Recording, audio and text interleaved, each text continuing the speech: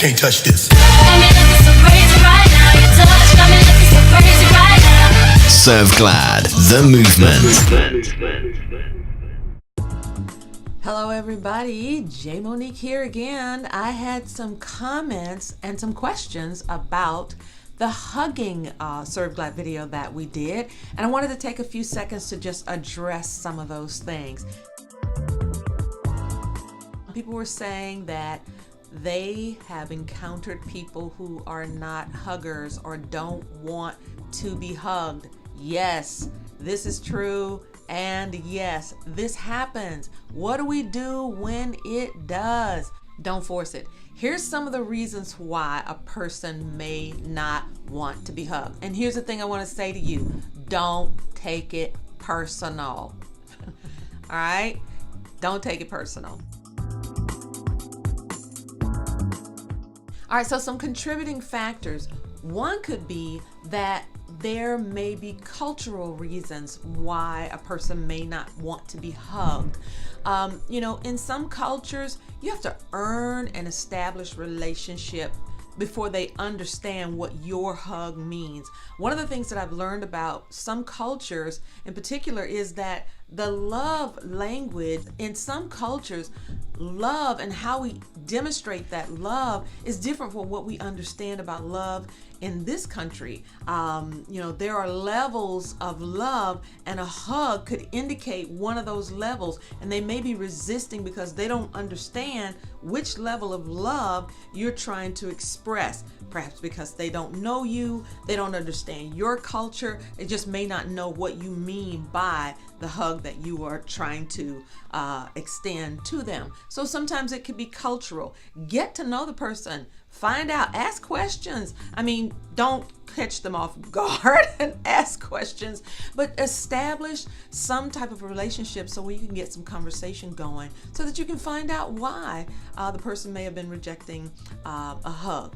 Do it in a calm and non-invasive way to find out why they may not want that hug. We're talking about hugs when it comes to cultural differences that may cause a person not to understand why you're trying to hug them. All right, so there may be cultural reasons.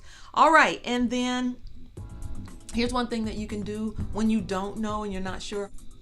Open your arms. Don't lean in. Extend forward. If they don't lean in back to you, save the conversation. Save the situation with added conversations. Drop your hands, talk about the weather, say something about how beautiful they look, or give them directions to wherever they were getting ready to go. Whatever it is, get past the situation without causing their vulnerability to that situation to be exposed. All right, and you want to make sure you leave that person feeling comfortable about what just happened. That hug rejection, make sure that you cover them in that situation. Okay, we don't want to expose any of their vulnerability in a situation like that, so recover that situation like a hospitality boss. All right.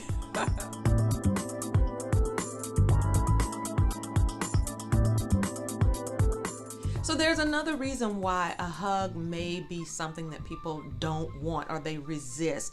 It could be from past experience, okay? Maybe the person has an inability to hug because of something that they experienced in their past. Something someone did to them. Maybe they were smothered as a child and it frightened them, and they still associate hugging with that experience. Maybe the individual was choked or something happened. And whenever that person is in a situation where someone tries to hug them, maybe they recall that incident, that traumatic experience, and it's causing them to reject a hug. Okay, and so I was sitting with someone one time, and I reached over to hug a young man, and he flinched and he jerked away from me, and we were in a private situation, and so I asked, why, was there something wrong? Why does he do that? I was comfortable enough with the relationship that we had to ask that. And he opened up to me. He basically said to me that when he was small, his grandmother used to hold him in her arms, and she would rock him, and she would squeeze him so tight that he smelled her scent all the time, and it stayed in his nostrils. And he said that when she died, she was all that he had. And when she died, he was bitter about it because he had no one else. And so anytime anyone hugged him, it brought up those feelings of his grandmother, and that was a piece of his past that he didn't know how to deal with, because at that time he felt rejected and like he had no one else in his life. And it brought up all of the feelings of that experience whenever anyone hugged him. In particular, someone like myself, I'm a mother. He knew that I was a mother. And so when you come with that motherly loving arm type, it caused him to, recall that experience, this grandmother that he missed so much. And his grieving was incomplete, and he needed counseling, and he needed help with it. And so that could be a reason too. People have all kinds of life experiences and different things associated with with how they receive and embrace. And so, yes, hugging is still a medicine, but just like with anything, when there's a bad tasting medicine that you don't want to that you don't want put in your mouth, what do? You don't like the way it tastes, it's bitter, and so you won't take it. So you can't force medicine on adults. You can force it on children. You can try to trick them into it and all of these kinds of things. But this hugging medicine, the person has to be ready to receive it. It's not something that you can force onto them. So don't try.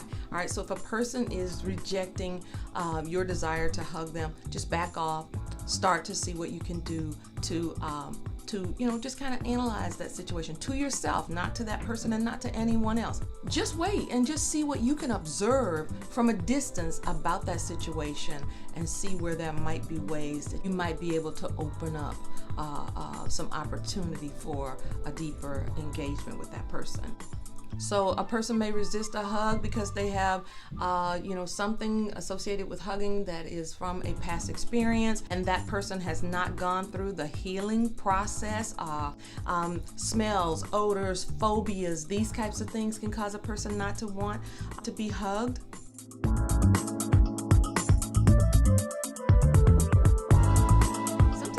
Have a personal problem with you, and they don't want to be hugged because whatever got broken or whatever happened in that relationship is not resolved, and they don't feel like there's enough trust there to allow the vulnerability of a hug to be exchanged. And so don't take it personal, but there may be something personal there. Give the situation some time and some thought, more thought than time, okay?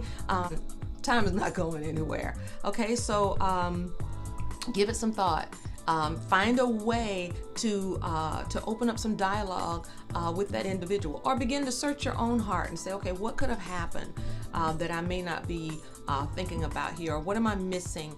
What is it that could be going on with this situation to cause this person to not want to hug me? Don't go to the individual. Try to work it through yourself, and then come up with some things that you can analyze about yourself and start from there. All right? Give up, and don't take it personal. I wouldn't try to hug anymore. But there's an opportunity here. There's a clear opportunity here. All right, but we got to start small. So here are some ways that you can do that. I remember once a relative of mine was talking about their relocation to a foreign country where he was in management, and he goes into this new job. He speaks to his team via email, and he says to them, meeting on this day, da da da da da, where to be, what time. He gets there, no one shows up. Well, he didn't understand that. He was the boss. He was clearly the boss. They didn't come to the meeting. Why? Well, in that particular culture, a new person coming into their country or into their culture, even though in the culture of that company, you write an email, people show up for the meeting, they weren't culturally accepting of that way of attending a meeting. He said that what he ended up doing was having a lunch meeting with one person. They had tea, they had coffee, and then that person was able to, help to establish trust for the new boss. So eventually, over a meal, they were able to begin some trust and some relationship building. And so then he was able to do his job and to meet his employees and get to know them. But they wanted relationship first. All right, so that's one of the things that we can do. We can find something that we have in common, maybe sharing a meal, maybe sharing a cup of coffee, sharing a cup of tea. Maybe you both have curly hair. Maybe you can share some curly hair tips or dialogue about that. Maybe you work in the same area. Maybe you can do some projects together. Get to know that person on a deeper level. If it's a family member, boy, I've dealt with this before. Trust in family, or the breaking of trust in family, is harder to deal with than company relationships. Sometimes it can be more difficult to rebuild. Find things in common that you can do. In order to build trust, you're gonna have to lay all of your weapons of defense and offense down. You're gonna have to love your way back to that broken place of trust. You're gonna have to love your way back to that safe place. You cannot war your way into a relationship. I don't know anybody that was warring, and I mean like arguing back and forth, being defensive, being offensive. Those things are not going to get us a hug. Find that common ground. What are some things that you can agree on? Like I said, a meal, maybe a drive in a car. Start small. Invite them to something that you can do together. Even if you don't get a chance to hug them or touch them, at least you got a chance to do something with them. Talking about family and how we can do things to begin to reestablish trust to a place of sharing a hug. Sometimes a person may be autistic, and sometimes people who are autistic don't like to be hugged. Their view of sensory, and touch and these types of things, they view that very differently than we do. One thing that I did once that was really cool, a little autistic gentleman was in an office where I was doing some work. His family was having a meeting, and so he kind of had this regular space that he would go to when they were in their meetings. And so I encountered him and said hello, and I didn't really get a response. And then so I noticed that he wasn't really doing a whole lot, just sitting there. So I came and offered him my iPad and showed him some games on it. After that, I was in. But I did something that built a relationship. He'd not been able to access an iPad before, but I knew that autistic people are very brilliant people. And he was mastering that thing. It got so great, he would hug me and he would ask for that iPad every time he came to that office. And so there is a way, but we have to be sensitive. We have to be discerning, and we have to be perceptive about how we move forward in getting people to that place to where they can engage in a hug with you. A hug is still medicine, regardless of whether a person wants it or not. It's still medicine, but medicine is just like everything else. We can't make people take medicine. Don't try. Start with the small steps. Like I said, build a relationship, build trust, okay? People, at the end of the day, what we do to build trust, what we do to get people to engage in a hug, we're asking people to let down their vulnerability, or we're asking them to allow us to share in their vulnerability. What can they be certain about in this hug, in this experience, okay? Why? Because all of this is going to the soul, right? This is where the hug, the affection of the hug ultimately ends up. It's received in the soul, and people want safety, security, soundness, certainty in the soul. All right, so go out and study, go out and think about these things, and start to build those relationships and share your hugs. Don't keep your hugs to yourself. figure out a way. Just wanted to come today and answer a few questions that I had gotten. Deborah out there in Chicago, thank you so much for writing in. I appreciate it. Thanks so much for watching the videos. These videos have done more than I thought they ever would, and I'm grateful to everyone for that. I only shared them with a few people, but it looks like they're going to some really great places. So I love you so much. Thank you so much. Go out, have a glad soul, and serve glad. Because when your soul is glad, you serve glad. If you'd like a copy of the things that we talked about today, ways that we can deal with the person that doesn't want to be hugged, you can email me, Monique@serveglad.com. Love you much. Thanks for watching. Monique and the SERVEGLAD movement, dancing in the street. We're here to pump you up. The SERVEGLAD movement.